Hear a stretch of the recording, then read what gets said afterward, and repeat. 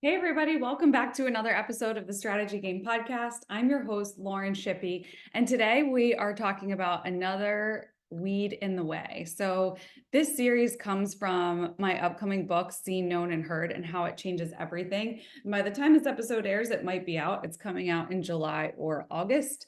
And this is weed number 2 we're talking about here, control. So, I want to give you a little context if you haven't really caught on to this whole Weeds in the Way series yet or don't know what it's about. But really, these different things came to me, and they were just different ways, like different things that can pull us out of the game, so to speak, like out of the game of walking in our purpose, staying focused, reaching our personal and professional goals. But more than that, just a way of healing. So things like stubbornness, unforgiveness, offense, control, all these things can take us out of the game. And so that's why we want to talk about them. We want to hit them head on so that we can try to work through them and get clear. And when we get clear, we can stay unblocked. So, weed number 2 is control. And what I wrote here, this is a section from our workbook that's also coming out. So we have the book and we also have the Seen, Known, and Heard workbook that prompts you to be able to work through these things. So it says, control can give us a false sense of security. Controlling our schedules, time, and even other people is something we attempt to do in some way every day. Control can make us feel like we're on top of things, like we've got it together. We pull things in a little tighter, mostly subconsciously, because we think doing so will give us a sense of peace or security. The problem with control, though, is that it's an illusion most of the time. Ugh, yikes. I mean, that just right there, it's an illusion most of the time. We don't actually have control over much at all other than ourselves. And sometimes we don't even have control over ourselves and our own reactions.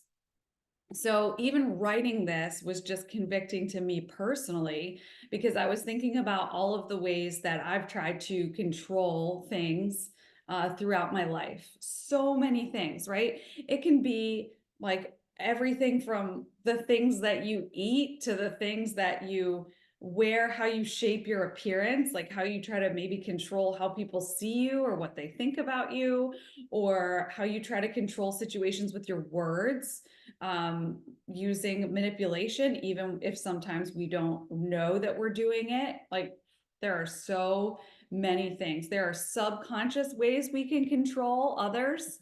And so there's a couple questions that I want to ask that might prompt some reflection. So the first is, what areas of control do you tend to cling to? So this is really like, those areas that come to mind, and just jot it down or make a note in your phone if you can. What areas of control do you tend to cling to the most? I think that would be important to identify because then that helps you set priorities in terms of processing this control. Like, why do I try to control this area of my life? And usually it stems from some type of fear. So we feel like we have to control to keep ourselves safe, or usually it's about protecting ourselves to keep ourselves safe. And sometimes protecting ourselves is what we need to do, but there may be pieces of that that we don't actually have to do or carry that we are carrying. So what we want to do is strip away anything that we're unnecessarily carrying. So think about like the rocks in the backpack example. I think I've given you that example before, where there can be like one rock at a time that you're putting in your backpack and you don't even realize it. When you're picking up other people's stuff, when you're trying to control the way this is going to go, or you're trying to control the way that's going to go. And those are all rocks in your backpack. And the problem with that is that eventually you just collapse because you can't carry the weight of that backpack.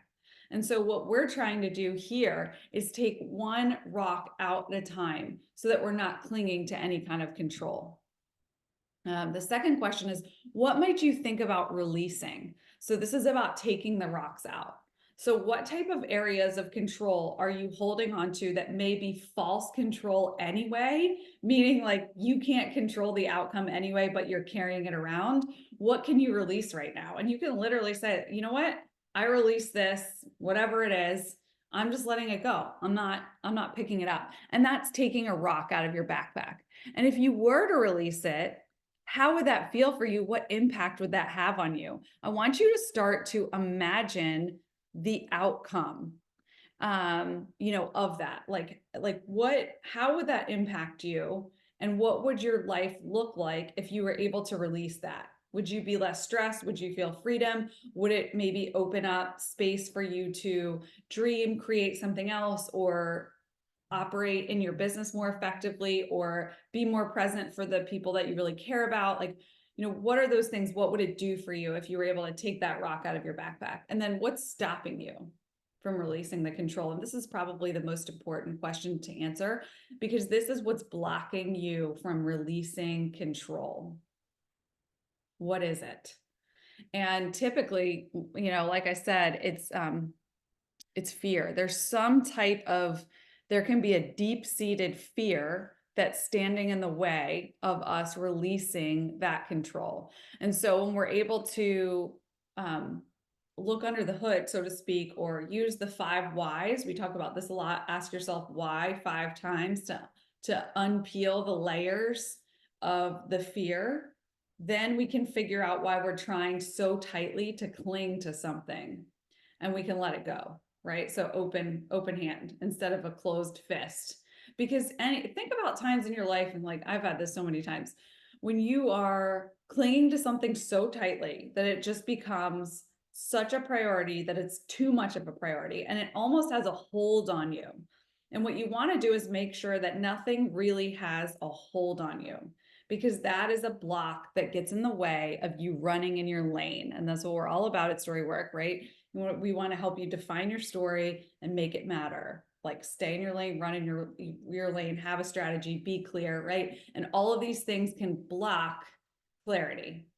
So I hope this episode was encouraging for you today. We'll drop some links in the show notes. And as always, if you want more, head to www.storywork.co.